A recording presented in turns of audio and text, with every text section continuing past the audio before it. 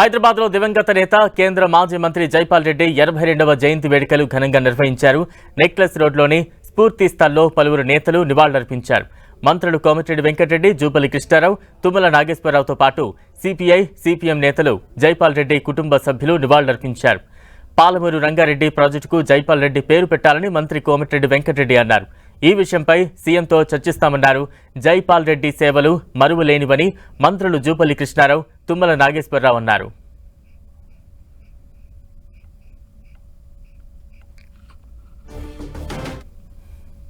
అన్నప్పుడు కూడా ఆయన ఒక మాట అన్నాడు నాతోని, ఏ యూటీ కాదు హైదరాబాద్ గతంలో ఉన్న తెలంగాణనే వస్తుంది, నేను మాటిస్తున్నా అని చెప్పి ఆ రోజు ఆంధ్ర నాయకులు ఎంతమంది ఎన్ని చెప్పినా వాళ్ళని కూడా ఒప్పించే విధంగా తనదైన శైలిలో తెలంగాణ రావడంలో కీలక పాత్ర పోషించిన జైపాల్ రెడ్డి గారి పాత్ర తెలంగాణ ప్రజలు ఎప్పటికి కూడా మరువరని చెప్పి వారి పేరు మీద తప్పకుండా తెలంగాణ చరిత్రలో ఈరోజు జరుగుతున్న కార్యక్రమాలతో పాటు ఈ జైపాల్ రెడ్డి స్ఫూర్తి స్థలతో పాటు నేను మా సహచర మంత్రివర్యులు అందరం కూడా అలాగే మా శాసనసభ్యులు కూడా ముఖ్యమంత్రి గారితో చర్చించి పాలమూరు రంగారెడ్డి కూడా జైపాల్ రెడ్డి గారి పేరు పెట్టే విధంగా తప్పకుండా ముఖ్యమంత్రి గారు వచ్చిన తర్వాత పోలియో బారిన పడ్డా కూడా మొక్కవోని ధైర్యంతో దృఢ సంకల్పంతో ఉస్మాన్ యూనివర్సిటీ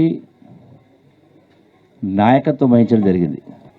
జైపాల్ రెడ్డి గారు పలు సందర్భాలు అంటే శాసనసభ్యునిగా బహుశా 4 పర్యాయాలు, పార్లమెంటు సభ్యునిగా 5 పర్యాయాలు, రాజ్యసభ సభ్యునిగా ఎన్నో కీలక పదవులు కేంద్ర ప్రభుత్వంలో వివిధ శాఖలు వారు సమర్థంగా పనిచేయడం జరిగింది.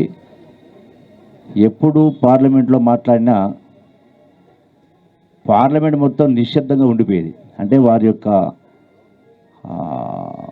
పఠన అంటే వారి యొక్క చాతుర్యం కావచ్చు, సబ్జెక్టులో లోతుగా చర్చించి అవగాహనతోటి ఆయన గారు ఏ పదవిలో ఉన్నా, ఏ పార్టీలో ఉన్నా ఈ రాష్ట్ర అభివృద్ధి కోసం, ఈ దేశ సౌభాగ్యం కోసం, ఈ దేశం సమగ్రతంగా ఉండటం కోసం ఈనాటి రాజకీయాల్లో, సమకాలీన రాజకీయాల్లో ఆయన గారి యొక్క జీవితం ఒక పాఠ్యాంశంగా తీసుకొని రాజకీయ నాయకులు అంత నిబద్ధతతోటి, అంత నిజాయితీతోటి, అంత పట్టుదలతోటి పనిచేసేటటువంటి జీవితాన్ని ప్రసాదించినటువంటి జైపాల్ రెడ్డి గారికి ధన్యవాదాలు తెలియజేస్తూ, ఆయన గారు లేని లోటు తెలంగాణకే కాదు భారతదేశానికి కూడా తీరని లోటు.